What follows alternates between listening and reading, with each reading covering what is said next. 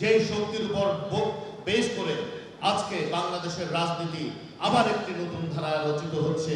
আমাদের নেতা বাংলাদেশের নির্বাচিত প্রধানমন্ত্রী জনাব তারেক রহমান এমপি মহোদয়ের নেতৃত্বে এই শহীদ ওয়াহিদ আকরাম যে ত্যাগ, যে আত্মত্যাগ এই গণতন্ত্র পুনরুদ্ধারের জন্য, সেটি আপনি কোনো কিছু দিয়ে পরিমাপ করার সুযোগ নেই। সে সৌভাগ্যক্রমে আমাদের প্রাণপ্রিয় সংগঠন বাংলাদেশ জাতীয়তাবাদী ছাত্র দলের চট্টগ্রাম কলেজ ইউনিটের সে একজন আহ্বায়ক কমিটির সদস্য ছিল। কিন্তু তার চেয়ে বড় পরিচয়, সে বাংলাদেশে ফ্যাসিবাদী বিরোধী আন্দোলনে জাতীয়তাবাদী চেতনা উদ্বুদ্ধ হয়ে সে গণতন্ত্র পুনরুদ্ধারের জন্য সে রাজপথে ছিল। তারই সহযোদ্ধা আমাদের চট্টগ্রাম কলেজ ছাত্র দলের সভাপতি আহ্বায়ক ফারুক গুলিবিদ্ধ অবস্থায় জীবন যুদ্ধের লড়াই করে সে মৃত্যুর মুখের থেকে ফেরত এসেছে। কিন্তু আমরা যদি আজকে বলি এই জুলাই গণঅভ্যুত্থান শুধুমাত্র বাংলাদেশ জাতীয়তাবাদী দলের, বাংলাদেশ জাতীয়তাবাদী ছাত্র দলের, বাংলাদেশ জাতীয়তাবাদী যুব দলের, বাংলাদেশ জাতীয়তাবাদী স্বেচ্ছাসেবক দলের, তাহলে বিশ্বের সাথে এবং বাংলাদেশিদের সাথে প্রতারণা সামিল হবে। কারণ এই যুদ্ধে জড়িত ছিল 18 কোটি বাংলাদেশি ছাত্র, শ্রমিক, জনতার থেকে নিয়ে সকলেই ঐক্যবদ্ধভাবে একটি খুনি সরকারকে রাষ্ট্রীয় ক্ষমতার থেকে সরাতে সহায়ক ভূমিকা রেখেছে। কেউ সম্মুখ যুদ্ধ করেছে, কেউ নৈতিক সমর্থন দিয়েছে, কেউ প্রত্যক্ষভাবে পরোক্ষভাবে এই যুদ্ধে সামিল হয়েছে। একটি শ্রমজীবী মানুষ থেকে নিয়ে সর্বোচ্চ পেশাদার মানুষ এই যুদ্ধে আমাদের সাথে সামিল ছিল। কিন্তু এই যুদ্ধ কি শুধু জুলাইয়ের অসন্তোষের কারণে, গণঅভ্যুত্থানের কারণে এত হালকাভাবে যদি দেখি, তাহলে কিন্তু এই আন্দোলনের প্রতি অবিচার করা হবে। গত 17 বছরে যে অন্যায়, অত্যাচার, নিপীড়ন, নির্যাতন স্বৈরাচারী হাসিনা এবং তার দোসররা বাংলাদেশ এবং বাংলাদেশের উপর চালিয়েছে, তারই ক্ষোভের বিস্ফোরণ ঘটেছে এই জুলাই। এই গত 17 বছরে শত শত হাজার হাজার লক্ষ লক্ষ মায়ের বুক খালি হয়েছে, গুম খুনের শিকার হয়েছে আমাদের এই সংসদে বসে থাকা অনেক সংসদ সদস্য সহ আমাদের অনেক দলীয় এবং নির্দলীয় ভাইয়েরা বোনেরা। লক্ষ লক্ষ মামলার শিকার হয়েছে এখানে উপস্থিত অলমোস্ট সকলেই। যারা এই যুদ্ধে প্রত্যক্ষভাবে জড়িত ছিলেন না, আজকে আমার আবেগ বোঝা তাদের জন্য কষ্টকর হবে। যারা রাজপথে 17 বছর ধরে একটি দানবের বিরুদ্ধে লড়াই করেছে, তারাই বুঝবে কেন আমি আজকে শোক সভা বলতে নারাজ, কেন আমি এটাকে স্মরণ সভা বলতে নারাজ। ওয়াসিম আকরাম একটি প্রতীক। কিসের প্রতীক? সেই সাহসী যোদ্ধার প্রতীক যে বাংলাদেশের পুনর্নির্মাণ করতে গিয়ে নিজের জীবন দিতে দ্বিধা করে নাই। এটি আমাদের নেতা শহীদ রাষ্ট্রপতি জিয়াউর রহমানের দল, বাংলাদেশ জাতীয়তাবাদী দলের আদর্শ বন্ধুগণ। আজকে জুলাই সনদ নিয়ে অনেক ধরনের কথা শুনি বন্ধুগণ। সংসদে যেদিন জুলাই সনদ নিয়ে আলাপ আলোচনা শুরু হয়েছিল, সৌভাগ্যক্রমে সেই বক্তব্য শুরুটা আমি করেছিলাম। একটা কথা বলেছিলাম, জাতির সামনে সংসদের দক্ষিণ প্লাজায় যে জুলাই সনদ স্বাক্ষর করেছে বাংলাদেশ জাতীয়তাবাদী দল, সেই জুলাই সনদের প্রতিটি শর্ত বাস্তবায়ন করতে আমার দল, বাংলাদেশ জাতীয়তাবাদী দল এবং আমাদের মাননীয় প্রধানমন্ত্রী দেশ নায়ক তারেক রহমান প্রতিজ্ঞাবদ্ধ। এই কথার কোনো বিচ্যুতি হয় নাই। তারা পরবর্তীতে প্রতারণার মাধ্যমে একটি নতুন দলিল সৃষ্টি করে, যেখানে বলে সংবিধান সংস্কার সহ জুলাই সনদ বাস্তবায়নের একটি আদেশ জারি করে, যেটিতে কোনোভাবেই বাংলাদেশ জাতীয়তাবাদী দল এটার অংশ ছিল না।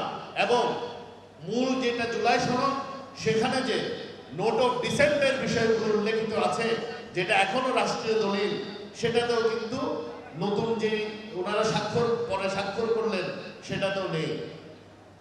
তাহলে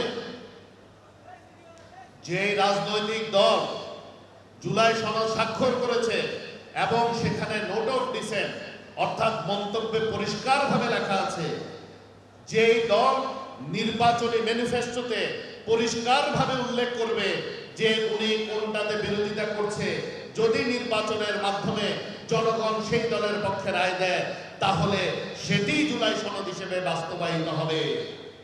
তাহলে এবার প্রশ্ন, 12ই ফেব্রুয়ারি 2026-এ আমাদেরকে কি জনগণ গ্রহণ করেছে? করেছে।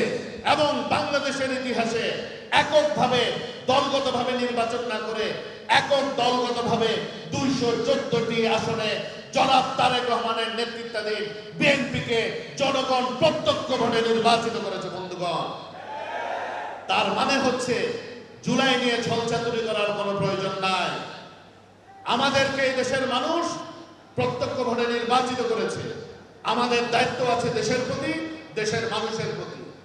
71-এ যেভাবে আমাদের দলের প্রতিষ্ঠাতা শহীদ রাষ্ট্রপতি জিয়া রহমান দেশের প্রতি কমিটমেন্ট পালন করেছেন, স্বাধীনতার ঘোষণা দিয়েছেন এবং রণাঙ্গনে মুক্তিযুদ্ধের মাধ্যমে সেক্টর কমান্ডার হিসেবে দেশের স্বাধীনতা এনে দিয়েছেন, যেভাবে উনি 1975 সালে একটি ডুবে যাওয়া দেশকে আবার সিপাহী জনতার বিপ্লবের মাধ্যমে যখন ওনাকে জনগণ রাষ্ট্রের দায়িত্বভার বুঝিয়ে দিয়েছে, যেভাবে উনি বাংলাদেশকে টেনে নিয়ে উঠেছেন, যেভাবে 9 বছর স্বৈরাচার বিরোধী আন্দোলনে আমাদের মাতৃতুল্য নেত্রী মরহুম দেশনেত্রী বেগম খালেদা জিয়া স্বৈরাচারের বিরুদ্ধে যুদ্ধ করে বাংলাদেশে আবার গণতন্ত্র প্রতিষ্ঠিত করেছেন, যেভাবে 111-এর এই অবৈধ সরকারের বিরুদ্ধে আপোষহীন থেকে যেভাবে উনি আবারও দেশে গণতন্ত্র ফেরত এনেছেন, যেভাবে এই সর্বশেষ ওনার বিরুদ্ধে অন্যায়ভাবে অবিচার করার পরেও উনি অসুস্থ অবস্থায় মৃত্যুবরণ করলেও উনি অন্যায়ের সাথে আপোষ করেননি এবং তারই ধারাবাহিকতায় আমাদের প্রিয় নেতা বাংলাদেশ জাতীয়তাবাদী দলের চেয়ারম্যান এবং বাংলাদেশের জনগণের প্রত্যক্ষ ভোটে নির্বাচিত প্রধানমন্ত্রী জনাব তারেক রহমান এমপি মহোদয় যখন সেই জুলাই আন্দোলনে নীরবে পিছন থেকে কোনো ক্রেডিট না নিয়ে আমাদেরকে সকলকে এই ছাত্র জনতাকে সার্বিক সহযোগিতার জন্য বলে দেশে আবার গণতন্ত্র পুনরুজ্জীবিত করেছেন, পুনরুদ্ধার করেছেন, এখন যদি কারো থেকে আমাদের বাংলাদেশের প্রতি কমিটমেন্ট, বাংলাদেশের মানুষের প্রতি কমিটমেন্ট এবং দেশের স্বাধীনতা ও সার্বভৌমত্বের ব্যাপারে জ্ঞান নিতে হয়, এটা দুঃখজনক এবং হাস্যকর ছাড়া অন্য কিছু বলার ভাষা আমার নেই বন্ধুগণ। আজকে অনেকেই বক্তব্যে বলেন রাজপথে নামবেন। বন্ধুগণ, একটা কথা পরিষ্কার করে বলতে চাই, আমি মীর হেলাল একজন রাজনৈতিক কর্মী। রাজপথের থেকে আজকে এই পোডিয়ামে দাঁড়িয়েছি, অন্য কোনো জায়গা থেকে নয়। অন্য যেই কোনো ভয় দেখাবেন, দয়া করে রাজপথের ভয় আমাদেরকে দেখাবেন না। এখানে যারা উপস্থিত আছে প্রতিটি ছেলে মেয়ে, প্রতিটি নেতা কর্মী, প্রতিজন যারা আমাদের রাজনৈতিক নেতৃবৃন্দ মঞ্চে আছে, তারা রাজপথের পরীক্ষিত সৈনিক। তারা স্বৈরাচারের বিরুদ্ধে বারবার আন্দোলন করে নিজের বুক চিতিয়ে গুপ্ত পরিচয় ব্যবহার না করে নিজের দলের পরিচয় দিয়ে বাংলাদেশের জন্য, বাংলাদেশিদের জন্য লড়াই করছে বন্ধুগণ। তাই আসুন, জনগণ আমাদেরকে দায়িত্ব দিয়েছে দেশ গড়ার, জনগণ আমাদেরকে দায়িত্ব দিয়েছে পরিবর্তন আনার। আমরা যেন মানুষের চোখে ধুলা না দিয়ে বারবার এদিক ওদিক কথাবার্তা না বলে নিজের কাজে মনোনিবেশ করি বন্ধুগণ।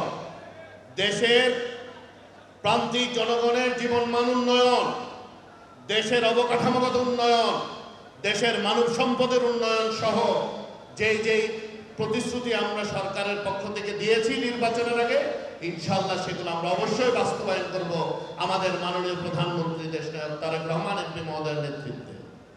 এবং আপনারা দেখেছেন এখনো 6 মাস পালন হয়নি, পুরো হয়নি, তার আগেই ফ্যামিলি কার্ড, কৃষক কার্ড, ইমাম মুয়াজ্জিনদের জন্য বিশেষ সম্মানী ভাতা এবং সকল ধর্মের যারা পুরোহিত আছেন তাদের জন্য সম্মানী ভাতা সহ অনেকগুলো মানব সম্পদ উন্নয়নমূলক, যেটাকে আমরা সোশ্যাল সিকিউরিটি প্রজেক্ট বলি, আসলে সেটা হচ্ছে দেশের মানব সম্পদ উন্নয়নের জন্য উনি যে ব্যবস্থাগুলো নিয়েছেন, এগুলো বাংলাদেশে আগে কেউ করেনি। ওনার রাষ্ট্র পরিচালনার নীতি কোনো দেশকে খুশি করা নয়, কোনো গোষ্ঠীকে খুশি করা নয়।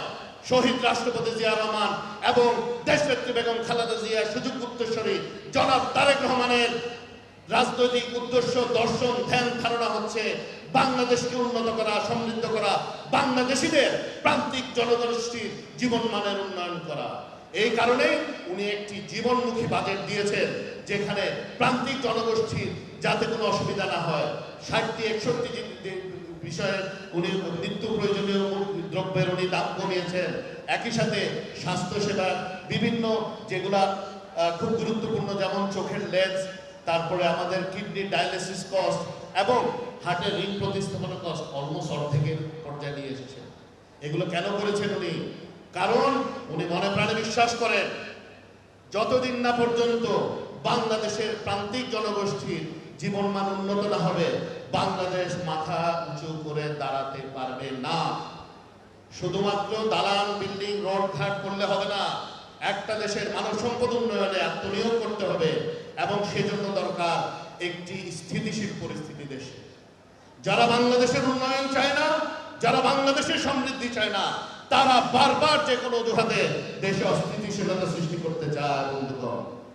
কিন্তু একটা বিষয় ভুলে যায়, যেটা আমি কিছুক্ষণ আগেই বলেছি, রাজপথে মোকাবেলা করার চ্যালেঞ্জ দিয়ে আপনারা এবার পার হতে পারবেন না। বিএনপি গণবিচ্ছিন্ন দল নয়, বিএনপি জনগণের মধ্যে থেকে উঠে আসা রাজনৈতিক দল বন্ধুগণ।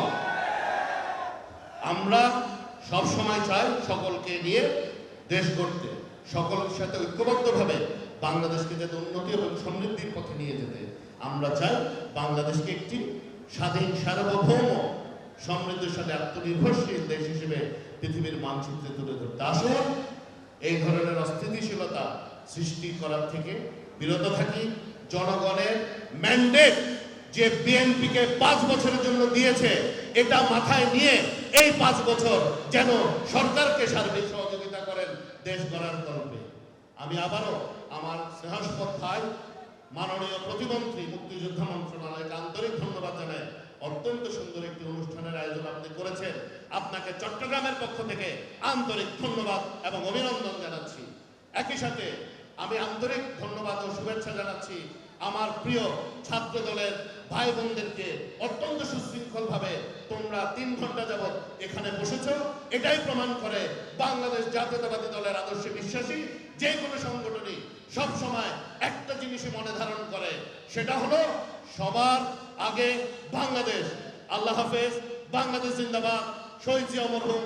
দেশনেত্রী বেগম খালেদা জিয়া অমর হোক। প্রাণপ্রিয় নেতা তারেক রহমান জিন্দাবাদ।